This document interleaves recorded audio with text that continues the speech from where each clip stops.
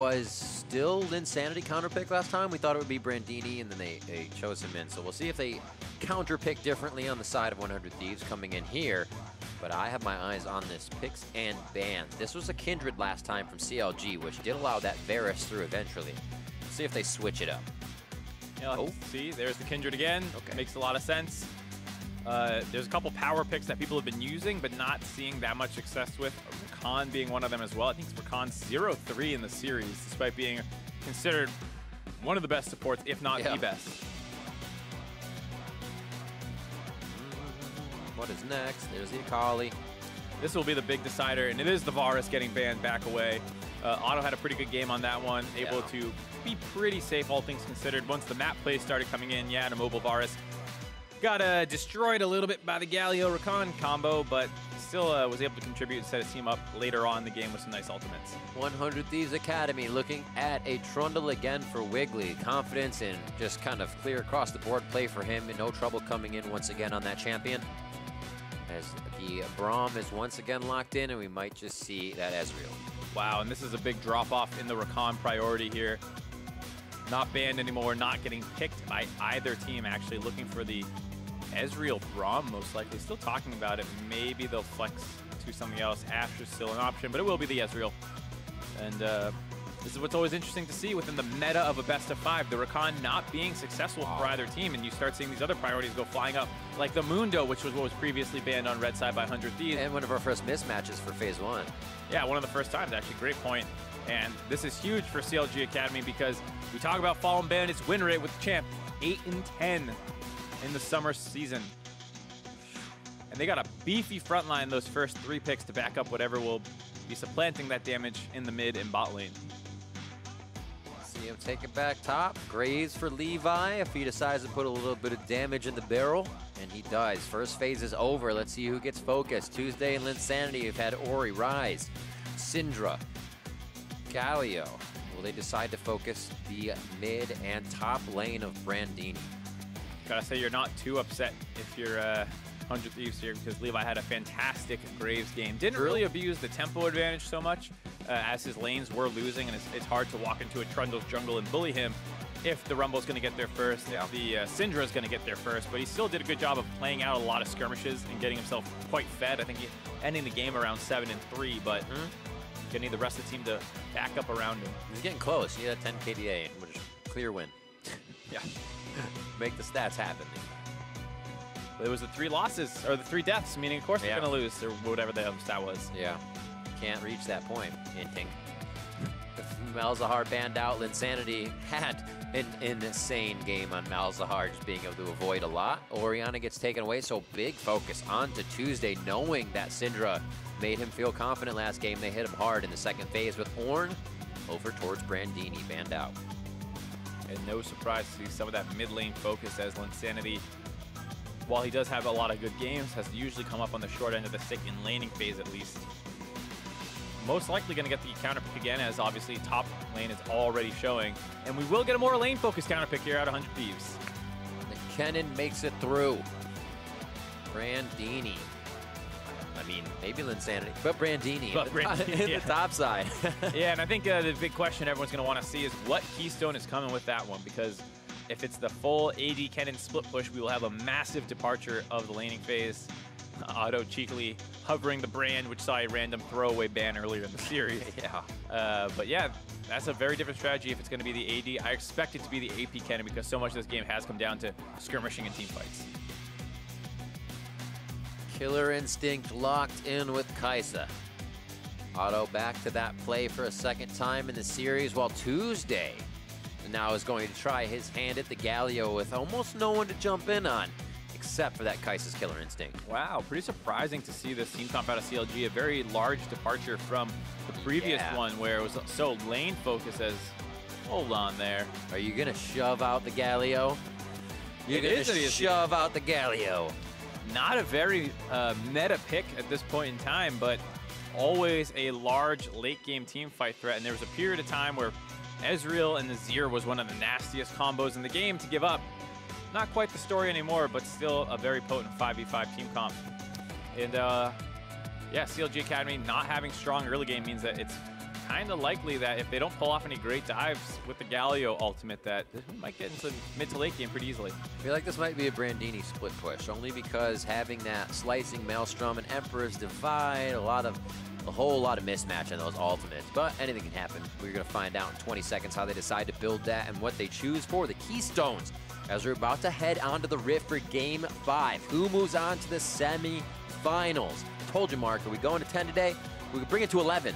Turn it up. I don't think you can do that. No, you can't. That's all right. We can still turn it up, though. And we're going to see the coaches heading off stage as they leave the players. The last few words of wisdom. See who can come out on top. Will be for all the glory for CLG Academy, or if Rikara still gets to say he's basically undefeated by CLG Academy. Basically. Did lose some games here, but it's all about getting that third W, and it's all come down to this final game. Best of one. Best of one. What did I say a few games ago? It's like it's 0-0. Play it like it's 0-0. And that's what they have allowed themselves here for the 5th game. And we are going to be on to the Rift in just a moment. The players leave everything here until next week's semifinals. But who will be moving on? A 3rd seed, CLG, or the 6th place 100 Thieves coming into that playoff? As we get into game, we do see that it is in fact the press the attack Kennen up in the top side. And so you are correct. This is looking more for a split push strategy. We have seen some more carry-oriented top laners, but not committing to the split push. And like you said, with the Azir having a lot of wave clear, the Graves being able to contribute, Ezreal being relatively safe, it's not too much of a surprise to see them go for this. But they're going to have to be careful because CLG's engage is not the best of all time, but they do have a Kai'Sa who is very high damage. So CLG is basically 4 tanks and a Kai'Sa, 100 Thieves, a pretty standard 4-1 split push, but with only a single tank. Man, what if Galio could, like, half ultimate just by himself, right? Like, half knock up, half everything. Just jump straight up but and straight down. Yeah, you can do it. That'd be pretty broken. Interesting to hear. Ezreal landed the Q and got a gold Yeah, he sack. got the bag. I'm surprised to see them prioritizing the pressure around the red buff. He got that a while ago. Might have been able to get it back, recall off with a pink ward. Sometimes people are able to go for that. Not going to be what he looks for here. Doesn't even cash it in. Just wants to show he has it. Yeah. He's very frugal. So, quick help here. Taking the damage? No, he let Wiggly tank it. Nice guy. Fallen Bandit. But they head towards top side, and we'll see if the harass comes right out of Brandini. You should be able to just add auto attacks right away. He starts W to get the passive Shuriken up. He uses that for farm, and he should start tagging away without taking too much damage here. And this is a pick we have seen a number of times, the AD Kennen, but it definitely requires you to play up and aggressive in the lane. We saw a matchup between Haunter and Lorlo, where Lorlo just kind of sat back and tried to even farm, ate a little bit of poke, and then lost control of the matchup. And Brandini wants to hold down this Mundo because if you ever fall too far behind him, he will run you over. It feels so bad, especially, like, all they have to do is buy a health item when you haven't gone back to buy yet. And it just becomes so annoying if you're the Kennen. Keeping the lane relatively evened up here, but he uses the W surge there to clear it and start pushing it in. Yeah, level 2 first, as well as just generally being the stronger trading champion. Does that. Levi onto the Scuttle Crab now. They did know that Wiggly started up on the top side. You saw some question mark things going down on that blue buff due to Fallen Bandit coming late in lane, as well as the bot lane having invaded and not spotting anyone on the red side. Oh, oh, that would have been a tilter. Oh, man, I thought he was actually going to walk away from it. Interesting. He does get his wrapped, though. Just a little mishap. He knows he can't go top. He was like, wait a minute, why was I going top anyways? Everything's clear. Krugs for him, double scuttle for Levi as he figures that's probably what's going on the other side of the map. And Fallen Bandit's kind of gotten an idea ping. Full HP. This is a slightly difficult if he acts on that idea, though, level 4 Brandini doesn't decide to hit the turret first. He actually hits him with the E, so he gets a little bit of movement speed to get away from the turret, stays in for a few extra shots. Now it's up to Levi for the tank. One more hit on either. That could be a kill on a Levi, and they just make it out with a sliver of health. Holy! Fallen Bandit played that one super well. Graves' bullets will be stopped by the turret, so Yes. make sure he keeps that between him and Graves as best as he can. Levi's not able to maximize his damage because he needs to use his first hop to get over to the far side of the turret. And then I think he was going for a wall hit on his Q to get the damage, but he missed it and shot it straight out, which allowed Fallen Bandit to flash out of the second part of the Graves Q, keeping him alive. And that was so close to not working out in his favor. Yeah, a big yikes. And they get out alive, which is good. Only had to blow one flash as Brandini kind of set that one up pretty smart. Just Fallen Bandit playing it a little bit better. Good clear on the bot side, 36 to 26. As you can see, those minions there basically enough to clean up and even them up, but Riccara has a ways to go. Nice guy stunned. No, one reached the turret. He'll get it anyways. Oh, auto actually stopped to come back. I like this. If your wave doesn't fully reach the turret, make sure it does. Just push it up there. You'll have time to back. You can see they're doing that now. Look at how oppressive that is. Just all the auto attacks over the set of minions. You can keep hitting Fallen Bandit. Now he's got to be careful when he uses that electric surge to get out of this situation too early, and he is dead to rights. Uses it right away, already taking too much damage, and he's just pushed up confidently. Wiggly takes control of that. Really nice punish by CLG there. Brandini still has flash throughout that dive and was trying to play very aggressive, knowing he had that extra safety net, but wanted to try and use the minion wave to turn that potentially, but just not nearly enough damage to deal with the Trundle Red Smite early on. Gets pummeled down, and not a bad start for CLG Academy at all, given that this is one of their win conditions here, this topside pressure. Fallen Bandit regenning up, the minion dies, so is the one in the turret, so Brandini might have been looking to go down for a fat flash over the wall, but there was no minion there taking the turret, so all his little escape plans, while a nice thought, did not come together. It feels so good, too, to have somebody under their turret like that. You get such tunnel vision. You're like, I'm winning. I'm doing so good. This is great. Oh, yeah, they have a jungler. And to be fair, you know, we're talking about this is what the Kennen wants to do. It should be pushing up. But exactly. There wasn't enough vision control. They didn't know the Trundle was coming. And then not actually able to get the minion wave into the turret to try and do a tricky escape. Tuesday was also making his way up there. So very unlikely anything would have worked out. But, you know, 100 Thieves, definitely the weaker team fighting comp, you would say, just based off the AD Kennen. And the lack of frontline for 100 Thieves, but early shutdown on the split pushing Kennen is potentially a big problem here. Very much so. Fallen Bandit now as well. Gets his Balmy Cinders in, so I'll have a little bit easier of a time pushing up these waves to see if he approaches them. The junglers back on their own sides. Top side for Levi, thinking, hey, my top laner's pushed up again. I may need to counter something up here as I clean my Krugs. He also has a red buff to get, so he could be up there for a little bit to help. Still, not too much vision there for Brandini. He says, I'll be safer. There he goes. He went to place it. He knows what he's doing.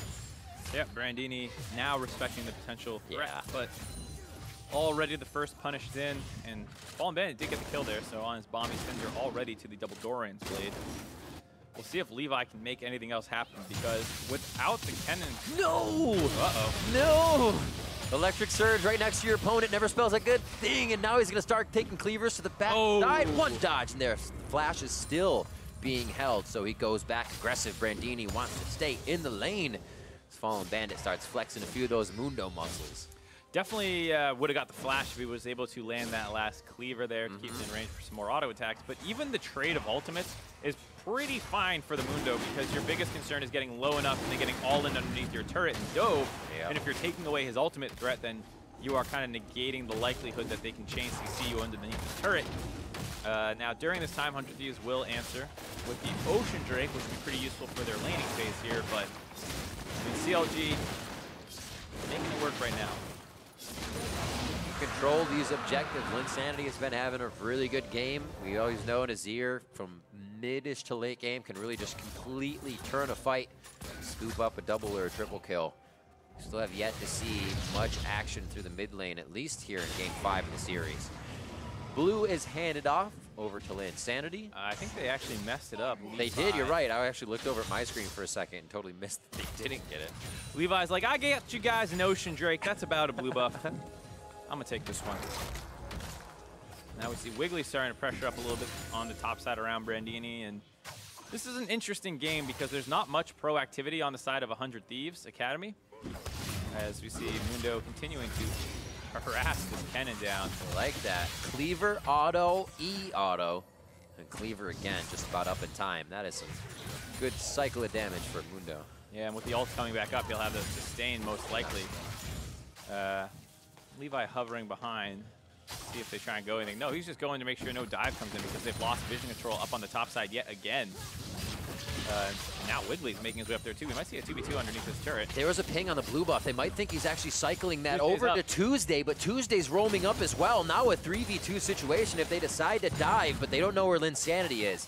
That may temper the aggression as they move up towards that top lane, and everything seems to fizzle out.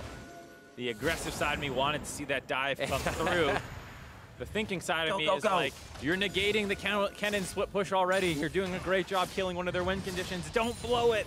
Right? Well, why try to tack onto that a little more? Keep the aggression you have. It's always good. You don't have to greed for something you already have. Pressure from Stun in the brush as they have a bit of control there. But also quiet here on the bot lane. We said that minion wave was something Rikara had to clear up. They've also added a bit of pressure now with the 13 CS lead down there.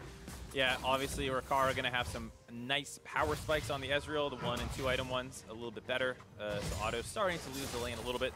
And this is, like I was saying, a little bit of a weird matchup where 100 Thieves clearly want to snowball around the top side. That's not working out, but it's not like, you know, CLG is being able to pull the trigger on anything else. Yeah. They have the Galio who wants to go to side waves, but don't really want to dive the Kennen and potentially ruin everything that you've already done up there, and then your bot side doesn't have pressure. So it's leading to a pretty big stall out in the game right now. And of course, on the side of 100 Thieves, of course, they scale pretty well as well. Yeah. So even though you have better front line and a really strong hyper carry Kai'Sa, the team still has Azir, Ezreal, and Graves. And in their mind, they're thinking, well, we're not going to fight this CLG team later. We're going to try to split around it. So let them get ahead as they can. It's going to be tough. Hopefully we can side lane. Always easier said than done. Always easier said than done, especially when Tuesday can follow up on Fallen Bandit if you are going for very the split push. True. Right. Global presence. He can ult in there, and he has TP to get back out with Insanity not really having any way to match. Maybe Rikara can match, but then you start getting into all those crazy TP shenanigans, because guess what? Otto's got a TP as well. Just when you think there isn't something else, I've got something for that. Hey, you want a Tom Kenshot 2 on top of that? Oh my gosh. Killer Instinct, couldn't make it on my teleport. Yeah, there's so many tools, you know, as we start talking about this, for CLG to try and stop the split push. That's already not really working out for 100 Thieves. Quick clear on the bot side with a Cathian Rain, and Otto is safe under the turret. The F sword for him as he keeps building up that first priority item. Actually, Xerxes to start off for him as he rushed those first. In a 3v2 on the bot side, Phil says, I'm already kind of backed up here. Let's play this one careful. Small rotation, however, Tuesday has the inside line, but it looks like they're fighting Insanity in mid as the focus slowly stays on this bot turret. Doesn't look like they'll get it on this wave, but will they stay for the next wave? Yeah, even though they have the inside track on the mid wave, they were trying to bait the Azir into following, but there are so many wards, 400 Thieves on this bot side of the map. They knew exactly where CLG Academy was. They knew they were not actually coming down to the bot lane and that they were doing that camp, so Azir didn't need to follow and the bot lane could keep pressuring the entire time. Now that turret down to around 10% HP. Getting pretty low. Few more shots. Not right now. There's no reason they got it back. They got the Ezreal stacking his tier with a Sheen. He's more than happy to sit in the lane and press Q 1,000 times. Fallen Bandit just behind Linsanity. Oh, the chase onto Levi. They're off to the races for a moment there, and Fallen Bandit is kind of like a shortstop covering second base here as he comes down toward mids. Tuesday was rotating out. And it looks like they will be good to go with Rift Herald in mid. Phil's going to block off Stunt for a moment, or feel like he's getting blocked off. Yeah, still has to flash there with Linsanity coming over. They could get themselves in a bad situation here with what Phil was positioned in. Fired back, a quick hit from Tuesday gets himself back into a safe spot with that ultimate, and just a whole lot of back and forth. Nobody knew what the priority target was. And now it could be Levi. Stun's very low as well. Under the turret goes CLG, and down goes Levi. 2 kills in favor of CLG. A possible third. Otto flashes forward as Fallen Bandit also picks one up. 3 down for 100 Thieves. What a strange team fight there by CLG. They felt the pressure in the bot lane, so they used the Tom Kenshot to try and swing mid with Wiggly having the Rift Herald to siege, but Phil was in a bit of an uncomfortable position, which baits a crazy, crazy fight. And Brandini thinks that they're doing just fine already defending and cancels his TP, chooses not to meet up. And as a result, they end up taking 2 turrets in the side lane for what all that happens in the mid. I thought Phil actually like instigated this fight, and it wasn't in CLG's favor to start. No, not at all. I think this was actually a big blunder by them as they are eating so many cooldowns. They push them back, and from here, it actually looks pretty good for the side of 100 Thieves, but they get a little bit greedy. Canceling the TP is the right play, but Stunt is not quite playing far enough behind the turret. They should really be sacking and be happy they got the bottom turret, and they're probably going to get the mid one. And instead, just being slightly too far forward allows CLG to take the rest of that turret. But I got to say, that did, like you said, look so good for 100 Thieves at the start, punishing that really forced rotation by CLG. Wiggly just on the outside. We've seen this pressured multiple times throughout the series. Oh, the soldiers are up. This is what we talked about with the Azir controlling objectives. But CLG know well enough to not get too close just for an Infernal Drake. They're going to keep themselves safe on this. 100 Thieves pick up a bit more on the map, but CLG still control that map. Yeah, a little bit faster of a reset there by 100 Thieves. Able to get onto the map first. Yeah, Azir waits to hit it. Okay, a little too close for comfort there, and Wiggly finds himself going down immediately. Now a loss of pressure on the map. Brandini tries to get in to be that stun bot. Look at the auto attack damage coming through. One last flash forward from Brandini, and now he has Tuesday to deal with. Winds of War to come out, possibly close enough, but just on the edge of the hamster as he screams out of there. Where was the Winds of War before that? I was thinking that during the fight where they're standing still too. Yeah, the TP channel time is long enough that I think even if he used it mid lane instantly before a TP, it would have come up before then. Either way, Tuesday holding his Q for some reason cost him a kill. Yeah. See everything one more time. Wiggly saying Raptors are mine? Oh, mistake. Yeah, that was the last Q Tuesday threw before he TPs back into this bot lane to try and cancel this correction out. No idea why he didn't do it earlier. Nice play by Brandini, using this brush pressure to get onto auto. And then from here, it should be an easy kill by Tuesday. Nice combo, throw your Q. Throw your Q. The stun that came through, he QEW'd. Where? For one fast moment. Unless he just felt like standing still. That's what I'm confused about. We will see. So 4-3 here just on 16 minutes. We still have 4 for Baron. We're getting a bit of a more action-packed game in this sense. Kills across the board. And mid-turret being set up with Sundisk as they get themselves ready to push that base forward and try and take down second-tier mid. Just about 1,000 gold lead in for 100 Thieves Academy. Yep. All things considered, given the way the early game was not really moving in their favor in that big CLG play in the mid lane, they've done a decent job stabilizing, grabbing the extra Drakes, grabbing some turrets, and getting some solo kills now at the point that they have this lead. The Azir is starting to get online. The Ezreal's hit his 2-item power spike already, 17 minutes into the game. And Kennen has the Blade of the Rune King finish. Will probably struggle to pick off the Mundo from this point on, who has already gotten an item and a half of armor, but as long as he can kind of keep pressure in the side lane and maybe stop the Mundo from TPing in, or just allowing him to go and then punish if CLG can't convert on the play. Like you said, you just never really want a 5v5. You can see just how menacing the AD Kennen can be. Let's see what happened here. 2, 3, boom. Yeah, I mean, I went back and checked his cooldowns. They were up. Freeze. He was just trying to swing. I think what happened was Brandini dropped in the bush, and I think he was outside the bush, so he couldn't get another auto attack off, which is why he stood there. But not sure why that meant you couldn't press Q. Anyway, you may never know. That one kill probably not going to be the game decider if I had to bet on it. Coming back to it, Mark. That's all I want in the post-game highlight package, just that play. It came down to 40 damage. No, not going to be the case here, as we've got a lot of game left in the final. And it's still 1,000 gold, or just 1,000 gold difference, I should say. Minute and 45 seconds on to that Baron. We are playing by Mark's rules. If a team is on the map, you are not allowed to take such objective. I hope to see some more restraint around these teams. There's Infernal Drake up next. It's going to be another couple minutes before that thing really spawns onto the map. So, hey, take it slow, farm your waves, fight for vision control. If someone's out of position, use that Tom Kench ult, the Galio to look for pickoffs, but don't do it around Baron buff in a minute and a half.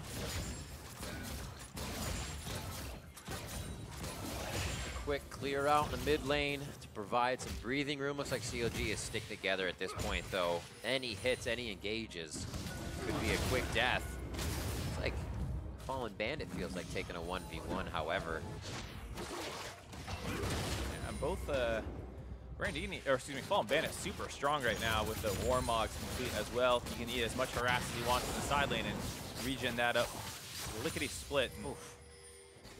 He's just been such a beast on Mundo all split long. Huge performance from Spring Split, and that kind of applies to everyone on CLG. They mirrored the main roster towards the end where they went on about a 6-game win streak, but it wasn't a 6-game playoffs back right. Should be good. Frozen Domain actually may give him that pillar length. They decide to back off, even with the Mundo ult going down. 20 seconds left onto that Baron, so if they expend too much here, that'd be a difficult fight. Yeah, luckily not too much burn there. Not the Kaisa coming in with I felt that here. Oh my word. How much damage do you lose from hitting a creep? Because there was one minion that blocked a little bit of CS though. That's good to see. I was super close. I wonder if, you know, that one minion that blocked it would have cut enough damage off the ultimate. Either way, though, this is forcing recalls at awkward times for CLG as the Baron buff's about to spawn in 30 seconds. So 100 Thieves will get the drop on them, able to secure vision, and then force CLG to walk into this Vizier, which is kind of difficult to do.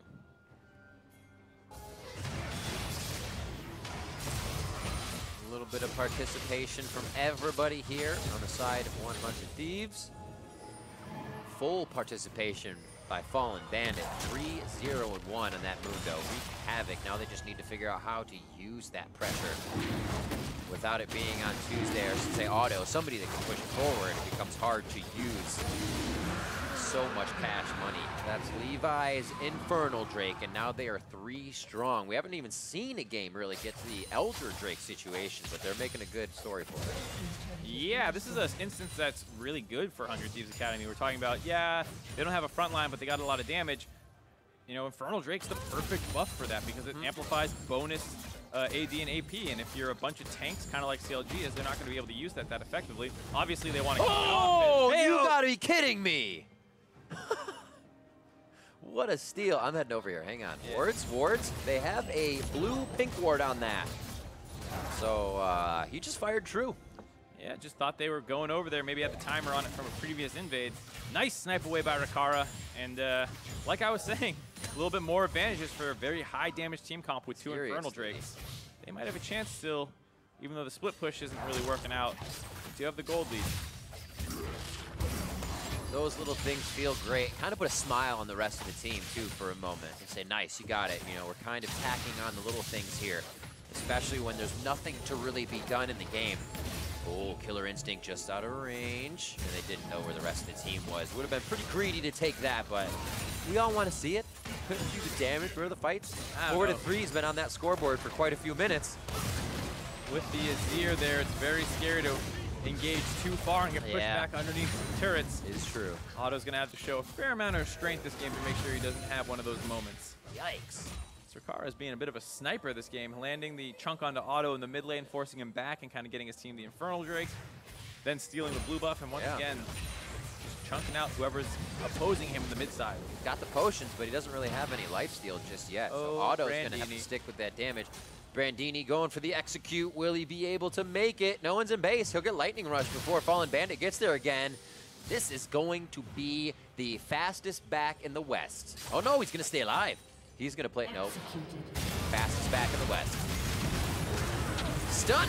Almost goes down. Unbreakable goes up as the Glacial Fissure also comes out. So a few heavy-handed ultimates used in defense here by 100 Thieves, but it doesn't look like they have to give up too much pressure just yet. That's one of the weaknesses of their team comp here. They saw the enemy team hard commit onto the split pushing member of Brandini.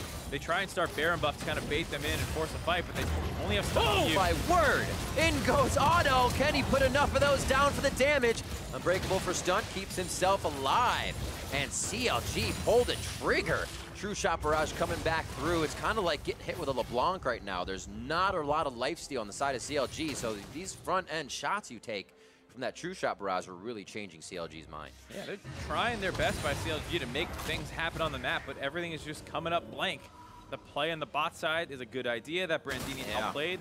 Then 100 Thieves want to force onto the Baron buff, but a little over-eager as their comp's turn is pretty weak. And so CLG was able to bait that out. And then when they try to go for the re-engage, just barely get kited out by this pretty slippery 100 Thieves comp. Now pushing forward, feeling confident. Morello Namicon, Nash's Tooth finished up. That Executioner's Calling in Brandini's inventory was picked up second, so he could start really putting the hurt onto Fallen Bandit in his ultimate. And now he's working on that Sterix Gauge Rage so he can get big if he does get in a 1v1 fight and last a little longer. Now let's see. Could also be the Frozen Mallet. Hard to say. Oh yeah, you're right, because he has a giant spell. Call. We'll have to see as there's some vision control going down around Baron. Wiggly. Ooh. That Q lands might have been in trouble. No flash available for him. Ooh. I don't know if they want to do too much. More Mogs, Sunfire Cave, Ramble Vest finished up for Fallen Bandit. He is gigantic on that side. It looks like a little bit more damage for Tuesdays just on the horizon. Ooh, he's sitting at 1,400 gold right now. Just has to go back. Sundisk out again as 100 Thieves kind of advance their base forward. Now have a chance to fight out in the middle of the rift and hold that position for a moment. See how CLG reacts. Yeah, we do see Arnold kind of on the side. There's also some question mark things going down onto Fallen Bandit, who's making his way up into the mid lane, but no, he just wants that Scuttle Crab. Hit that pink ward. Get my gold. Trying to stop them from being able to siege up, because this is what the Ezreal Azir comp can do so well, especially with the turret to back them up. So is this now top side? No, back bottom side, so they can teleport in. I was just wondering where the push would be. I think Insanity might take care of that, or Levi as they clear these wards out. Italy getting a little bit aggressive here as they're going for a two-man. They feel like they can hold the turret, so kind of actively a third member here for Rakara and Stunt. Stunt's going to try and knock Tuesday just a little bit left and right as they make their way to Baron. And they have to wonder, is it still being done as they're pressured into that situation? Now seeing more members of 100 Thieves, they can figure it out and have Fallen Bandit still pushing that bot lane. Very cute idea by 100 Thieves there. You have the turret to keep them pushed up a little bit more and make it an awkward path to contest the Baron. And then you only do it with 2 people anyways, so they think maybe they just didn't for some Baron control. So close. CLG grabs the Baron during that time, or a bot lane turn, excuse me, during that time. Over towards mid, 294 to 265 as Rakara. Getting that Ezreal now, was it 3 times for this series? Yep, I believe this is the 3rd game. 1, 3, and 5 on the Ezreal. The games they played them, yeah. Those are the games they won as well. And he has not died very many times on it. He's got a pretty good KDA throughout the entire series, if I can recall. Here, a little low on the kill score as we're 4-3. That happened all very, very early in this game. Now both teams are quite tempered in their positioning, trying to take something without greeding too much. There's the initiation, but Otto wants in. They're going to do Hero's Entrance in for Tuesday as he is right on top of Stunt. Stunt goes down, wins the war into Rakara as he has no more distance. Yeah, there's the arcane shift to get him in the spot. And now he's over the wall with Flash, but Fallen Bandit chases. Slicing Maelstrom goes down to stop Fallen Bandit in his tracks, but the rest of the team is trailing. The cavalry for CLG is just on the heels of 100 Thieves, and they are still able to chomp down on 100 Thieves members. 2 down now as CLG go for Drake. CLG able to force the engage in the mid lane. Brandini did not want to teleport over, hoping that they could disengage it, but as soon as the Braum dropped, that's the only frontline member for 100 Thieves, and that forced them to go down. Hold on here, we got a tricky thing coming. Teleport into the top side, but 100 Thieves is already making their way up there. It does get canceled as a result. Looks like they will not want to use that. I believe it was Tuesdays. We'll be back to having that. As he teleports back, we'll see this fight one more time. What a snap judgment by CLG. Yeah, they just go as hard as they can, thinking that Otto won't be able to get cleaned up. And as long as they kill the frontline member here, there's a really hard time for CLG to be able to tighten this down. Fallen Bandit, a complete menace to backlines right now, has the hourglass as well to make sure he can get some extra regen up there. And he goes absolutely huge in this fight to get the last couple of kills for the rest of his team. And you see the problems that 100 Thieves have is, yeah, they can maybe disengage the first attempt by Otto and Tuesday, but then Fallen Bandit and Wiggly can continue to run forward afterwards unperturbed because you've already got the kiting tools out of 100 Thieves. He's doing almost the most damage in these fights besides Rakara, who has amplified damage on like just each of his shots. That's crazy. 3-0-3, allowed to get it again. And they come in strong with that Mundo, with the Trundle, and basically switch up the phase 1 of picks to not match 100 Thieves, saying it's what we want, and we'll take it to victory. Yeah, and you see him itemizing super heavy into health and armor. I really like this decision because the cannon is hybrid damage, but your health will deal with the AP, and then you have the physical for the... Hold on, here's Wiggly's a little bit out of position. The teleport coming in as well. This is going to cut off half of the team. 2 TPs as Fallen Bandits just on the other side, slicing Maelstrom to come out immediately and stun down CLG. But where is Brandini after that one? They lose Phil. 1-for-1 in the fight now as they're trading back and forth. In goes Linsanity and out goes Wiggly. He'll fall right after in that retribution kill for CLG. And now in the 3v3, Fallen Bandit feels like he can stand tall. Executioner's calling isn't in the fight, but there's still enough damage to follow up coming in from Rikara. They're not able to take him out just yet. Killer Instinct coming in from Otto, and he finds a few more for the triple kill. Otto is alive in this series, gets the 3 right there, gets the ace, and with the Galio alive, probably has the tankiness and damage needed to be able to secure the team. His Baron buff as well, after a fight that started with Wiggly playing the long con on a bait. What a back and forth. The undecided TPs into a double TP towards the side of the map. I just said there weren't a lot of kills at 4-3. Mark, now we're at 11-6 in just the next few minutes, and Baron is going to go over to Counter Logic Gaming. They wait for a few more members to spawn, rightly so. Get back out on the map. Let's see it all again. And the big part about this fight is even though it starts really well for 100 Thieves, you have an AD cannon ulting and TPing into the middle of a fight. It just doesn't do anything. He dies instantly for free. I mean, this does keep them in place for them to be able to kill Phil, but that's just the support you've traded your top laners for.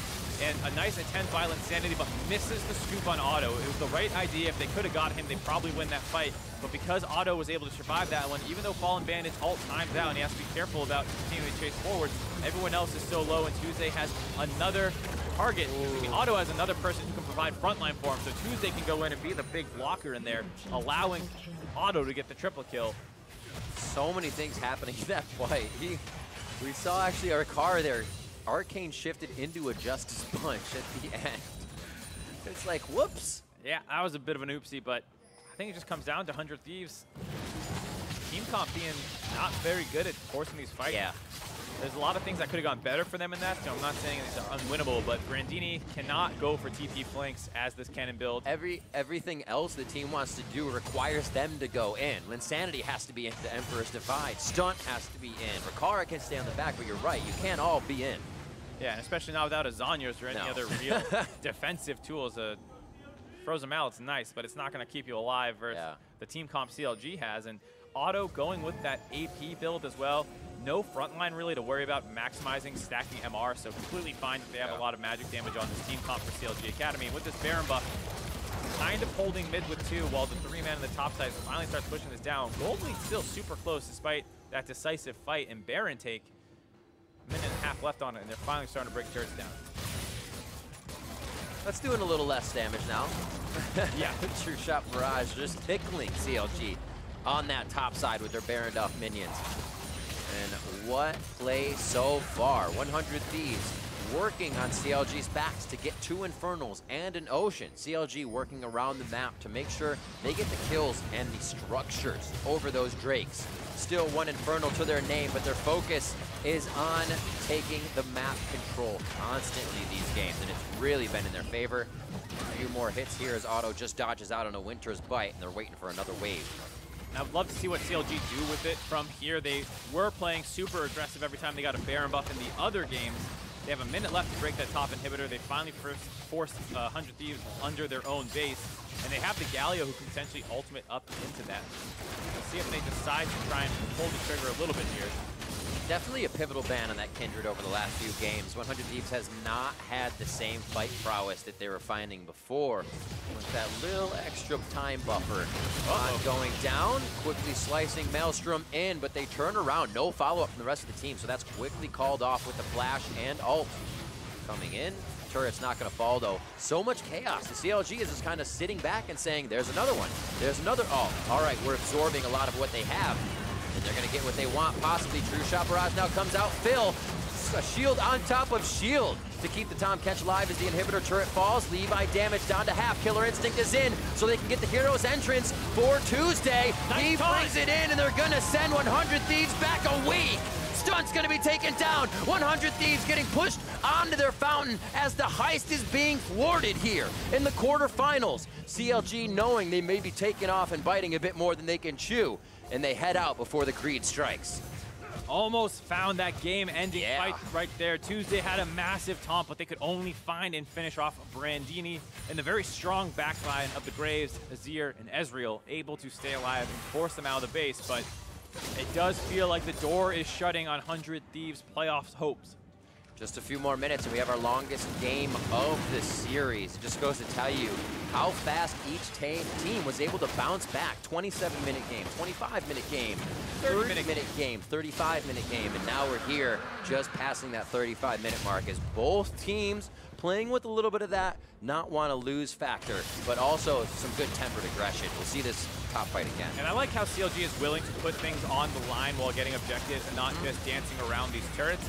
They walk forward, they go in. Otto wants to follow up on Levi, who's used a lot of his escapes, but he understands that he's about to get pinned against the wall by Linsanity. He doesn't want to risk getting killed. And a nice taunt is almost going to be able to clean them up, but Tuesday sends the Winds of War towards Brandini and Stunt instead of Levi and maybe killing him. As a result, they only killed Brandini, and it's too hard for them to chase forward after that. But still the play that they needed to make with what was left of their Baron buff, breaking the first inhibitor, and it really, really stalls out any hope for split pushing that 100 Thieves might have still had, which they probably shouldn't have had very much because it was not working at all this game.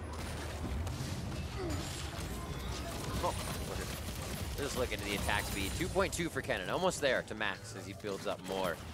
Right, he does not have a chance to create as much pressure on the sideways, though. Nobody's really worried about what Brandini's going to be doing here. They have to worry about where CLG has all 5 members.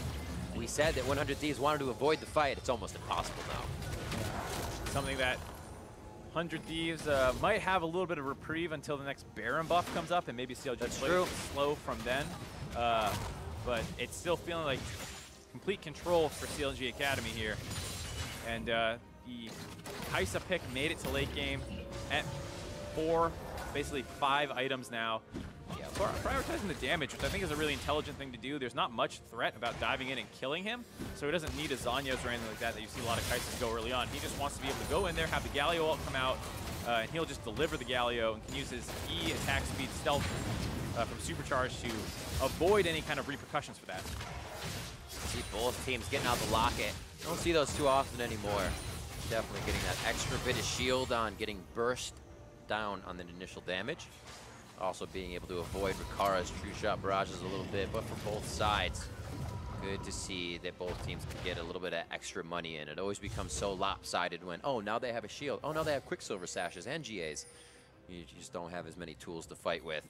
Flashes, those are up on both sides. Autos is down, but still has a good bit of movement speed with his steroid on skills. 13 seconds for that Baron. See, Mark, if it can happen. Yeah, we'll see if 100 Thieves wants to kind of hard commit for it. They did get the vision control down for themselves. This CLG was recalled in the base, but with 4 tanks, it's pretty easy for them to reclaim territory and kind of charge into the unknown just fine.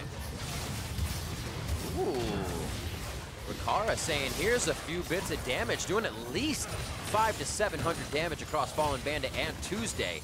They're still tanky, so it doesn't look too bad, but he is able to spit out the DPS, and now they're onto the mid turret. Sungdis set up on the side of CLG in mid lane. They're forced the long way, though. The strength, yeah, is there for 100 Thieves. Now they can breadcrumb ward all the way up to Baron, knowing the path that CLG is taking and getting a fight that they want.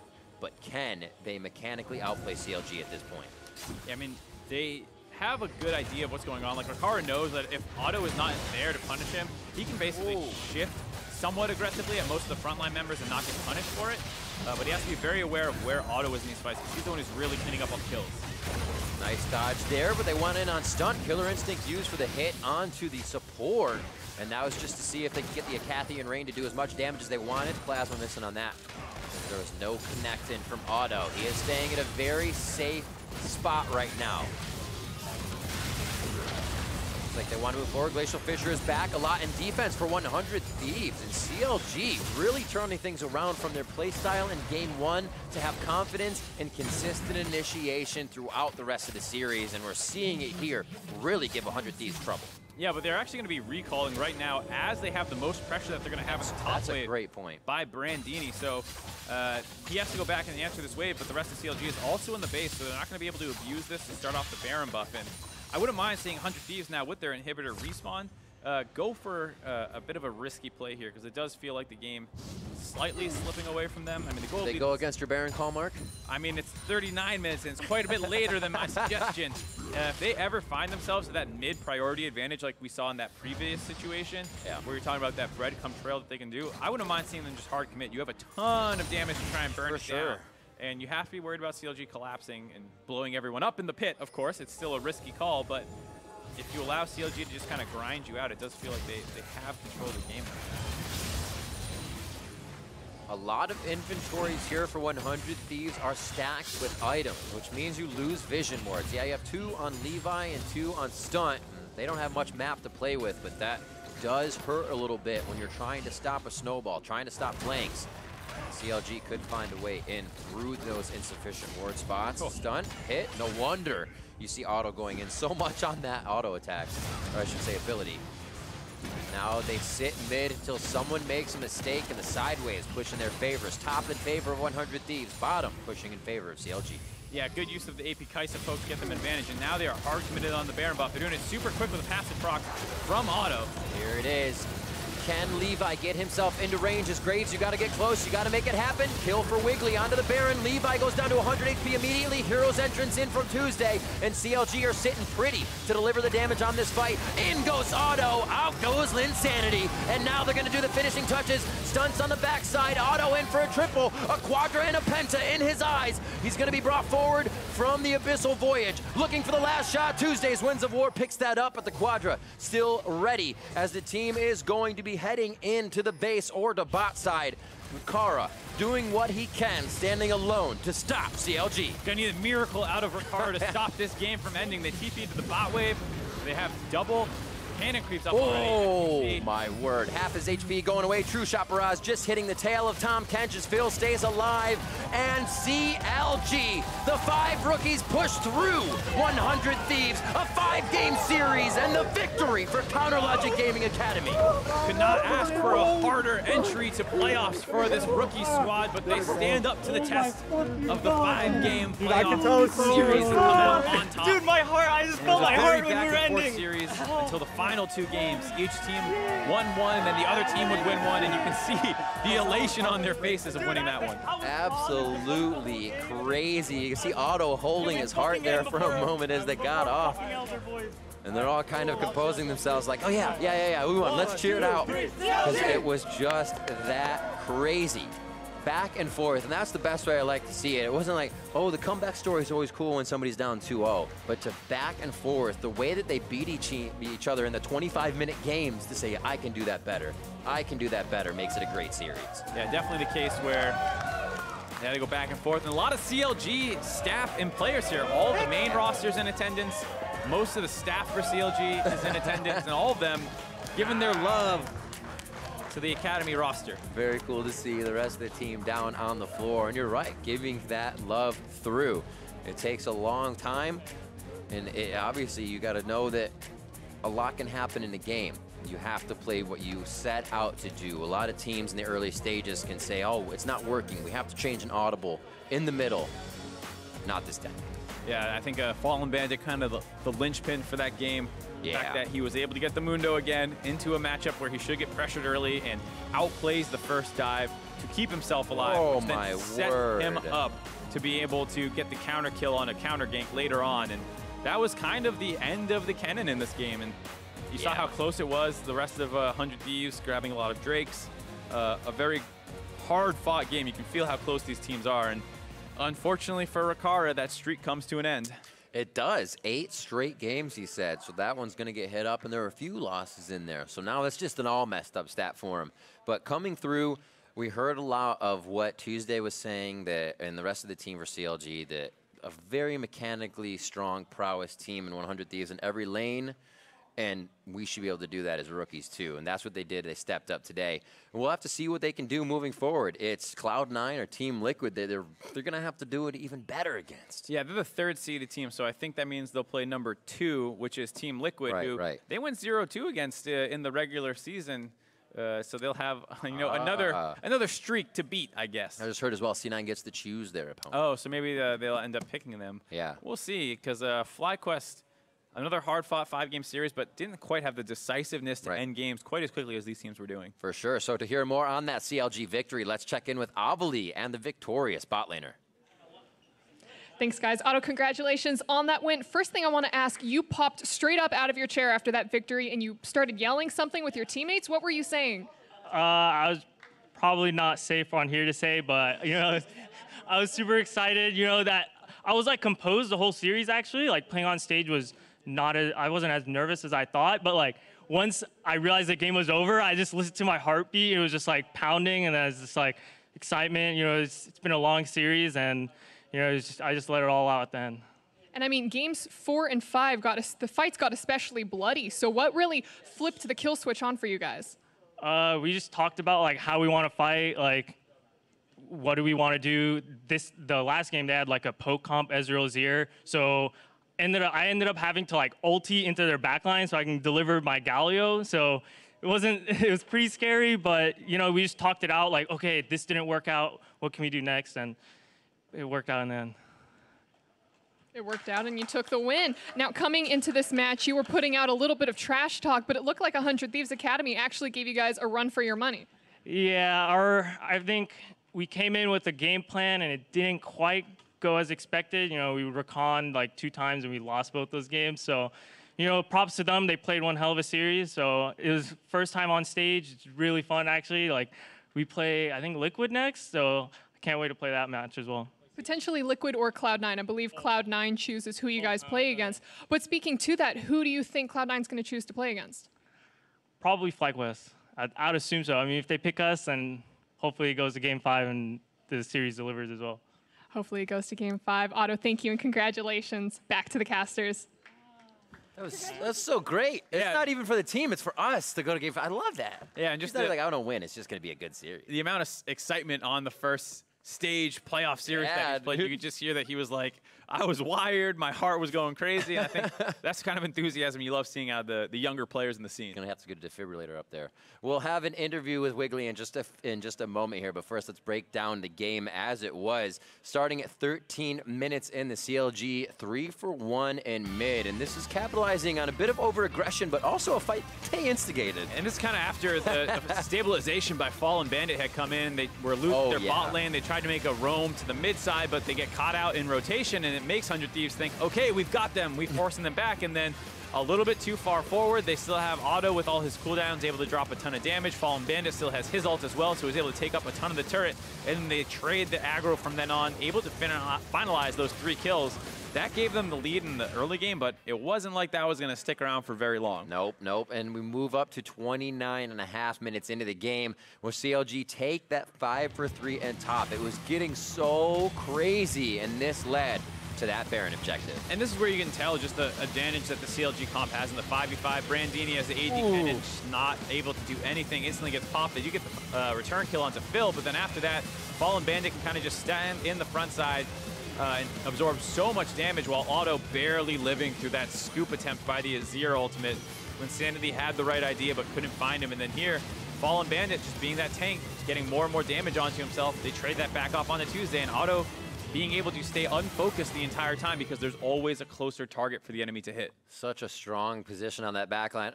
I loved when he said, I don't know, we had to figure out something to do, so I just kept ulting in for my Galio. That is a bot laner. I mean, that's what's really cool to hear about, because that's exactly what they needed to do. That was their main engage, so Trundle's not going to go in.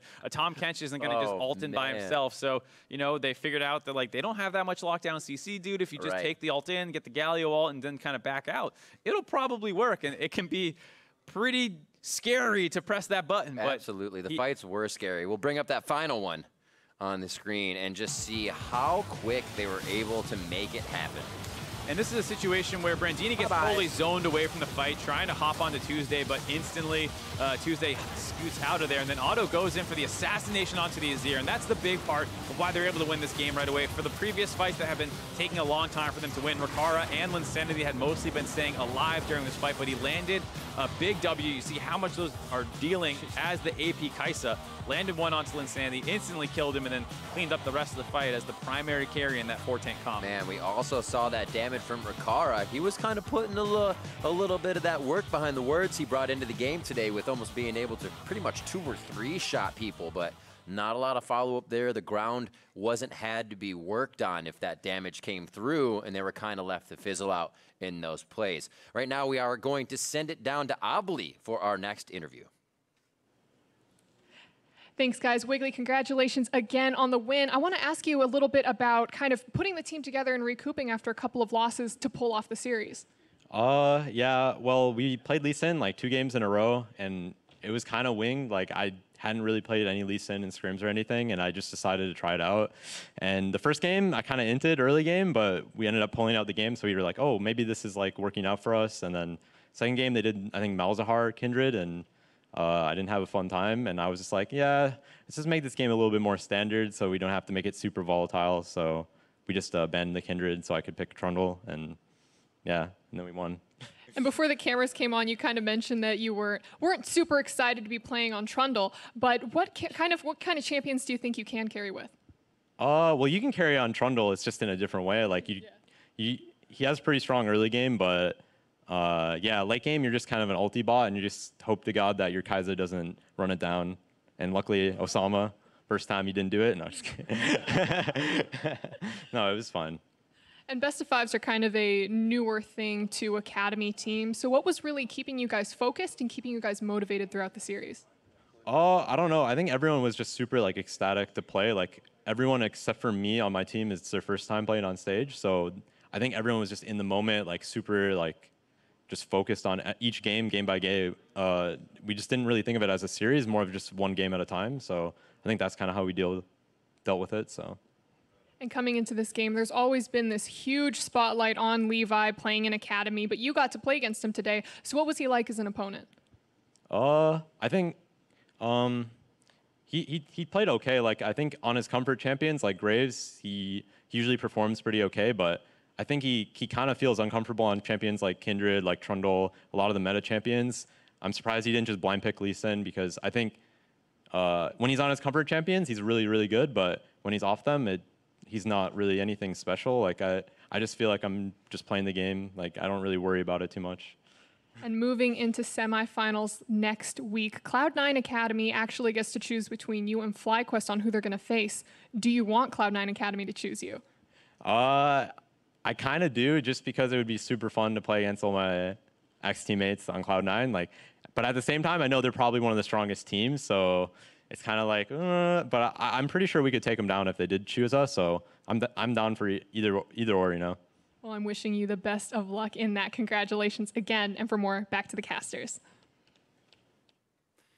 Thank you very much, Awali. At this point, he knows he's moving on, and that's what feels good. So there were lots of great plays made on the Rift in this match, but today, Fallen Bandit had the breakout performance and earned Player of the Series.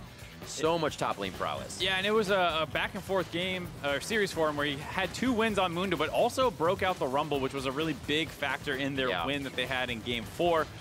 Great job frontlining, and then in this game, the final one, the fact that he survived that first gank and played it so perfectly and then found a kill of his own, completely shutting down the split push cannon, which was a large focus of 100 Thieves' final comp, really, really enabled them to smash that game, and just a huge factor in this team and a big reason for their turnaround since Spring Split, one of the guys who has really individually improved and leveled up.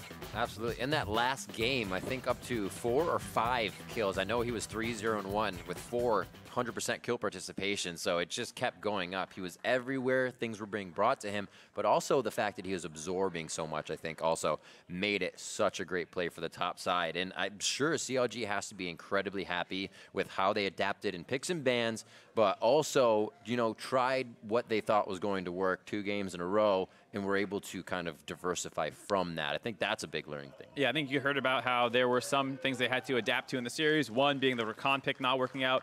Two, the Lee Sin working out once, but not working out again, so not tunneling on it. And then I think as well as the fact that in a 5-game series, you know, everyone's going to step up at different points. So Wiggly had some really good jungle games. Tuesday had dominated his lane matchup a fair amount in times that he got the favorable lane matchup. In the bot lane for Otto and Phil, most of the time was focused on them going even in the matchup and then having really great team fighting later, especially in that last game. You know, Otto ends up being by far the strongest member of the team, as the comp should have it be. And so this was a really team win.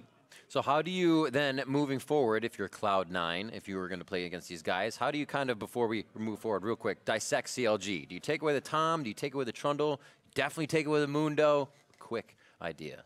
The Mundo is the one that's the big standout for me, and I think you can kind of take it from there. Just every time that he gets that champion, it feels like the entire team is given so much space in team fights to run forward and be aggressive. And there's a lot of young, enthusiastic players who want to get in there and fight, and the Mundo pick lets them do that. You got to hear it here. Take away CLG's Mundo aura for the 9 and 11.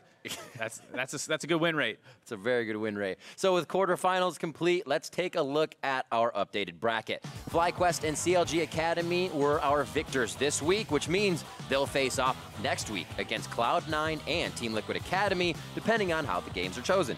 As the higher seed, Cloud9 was able to choose their opponent and selected FlyQuest. So there you go. Which means CLG Academy will face Liquid Academy next Thursday at 3 p.m.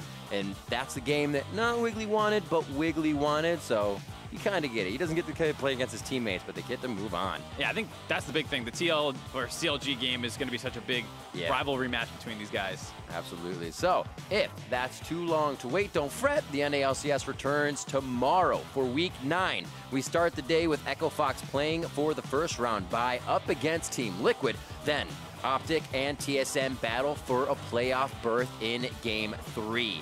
I think everybody's been kind of wondering, with Optic's strength of schedule, how will they pan out and who moves up if they move down? I mean, that's probably the most important match of the year for TSM, and I wish that was hyperbole, but if they lose that match, the chance that they make playoffs is close to 0, which means they do not make Worlds, which is unthinkable for such a storied franchise. Very much so. And do not forget that coming right up is a rebroadcast of this morning's EU LCS matches. Catch those in just a moment and then tune into their live Day 2 game starting at 7:30 a.m. Pacific, 4:30 p.m. Central European Time.